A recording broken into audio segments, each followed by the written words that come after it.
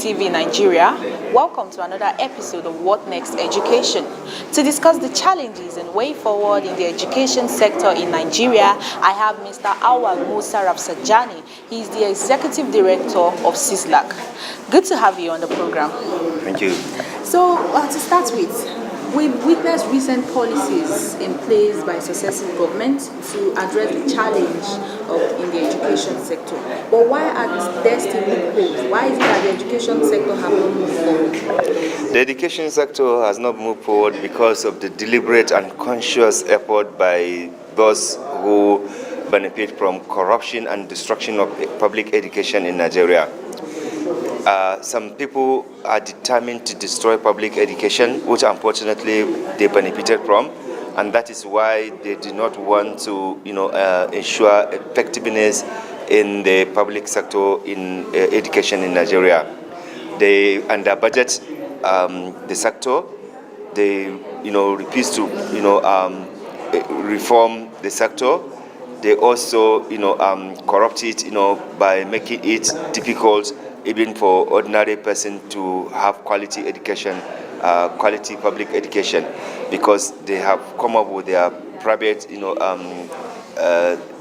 education, schools, and therefore for them to be able to, extort money and make more money from Nigerians, they have to make sure that they kill public sector education. Okay, so do you think there can ever be a very good education solution to Nigeria's problem, considering the fact that there have been intervention funds by foreign bodies, foreign countries, and yet there is little or no improvement? As long as you have those, criminally minded saboteurs, manning and heading the education sector, they will never allow, public education to work. They would continue to steal, to sabotage the public sector, education. So until you rid out of those people, there's no way you can revitalize and make public sector education, effective, efficient, and with the necessary quality it deserves. So now, judging from where we are in Nigeria in terms of the basic education, the secondary and the tertiary education, where do you see Nigeria's education sector in the next 10 years? If we continue with the way we are, poor funding for education, poor recruitment of quality, lecturers, collapse of research, there's no way, you can actually, in the next 10 years, you can revamp the educational sector. Because even the private, look at the private university, with all the exuberant money they are taking, the university ranking, none of the private university had come first, second, third. They are not even in the first category. So which means that, the public sector education still remains the most important, one. All that it needs is the reform. All that it needs is to have, promise, and sincerity to invest and inject resources and, ensure that, it is being revamped. Now, moving on, what is your view about corporal punishments? There has been so many advocacy against corporal punishment. What do you think it should be abolished? I think, what is important is when you have, well-trained teachers, when you have parents who also do their own bits in terms of at the family level, in terms of the bringing, the corporate beating will not necessarily be necessary. But where you need to caution a child, you should do, but not corporate beating in the manner that will injure or will harm the child. That I will not support. Now, in one of the press conferences, the federal government, the Minister of Education, had advocated jail penalty for parents of children who are not enrolled in school. Do you think this is a step in the right direction, considering the fact that the North constitute a larger percentage of uneducated children and youths? Well, I don't know. It all depends on what you define as education. Before the white men came, these people that you call uneducated, they know how to read and write.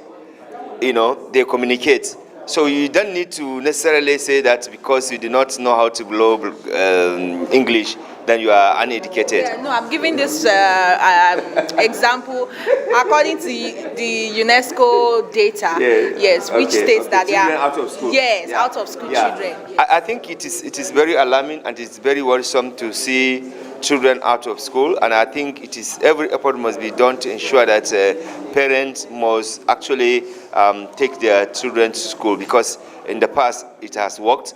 There was a policy that successive government had used to encourage and ensure that parents take their children to school.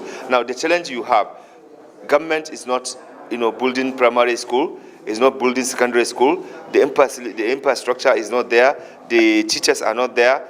So where will the people take the children? So it is good to encourage people to take their children to school, but government must also build the school and provide the teachers and teacher learning environment for the people to take their children. Okay, now the school feeding program that was introduced by the Buhari-led administration, do you think it is sustainable, and do you think it has been able to capture the number of out-of-school children back to the classroom?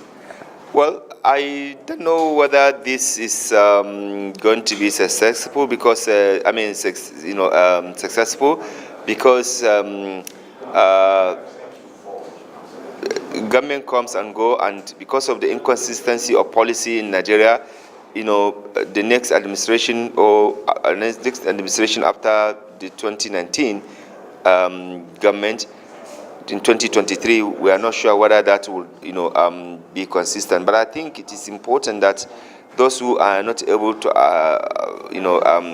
to access opportunity to feed their kids, it is important that they are helped. So lastly, what's your advice to the federal government of Nigeria to improve the education sector? Government must be serious about sitting down to, have a thorough education reform in Nigeria. And this should be through funding, through proper infrastructure, through proper recruiting, and improving the quality of the syllabus and education materials, and even the admission process has to be properly reformed. This is the only way in which you can actually revive education in Nigeria.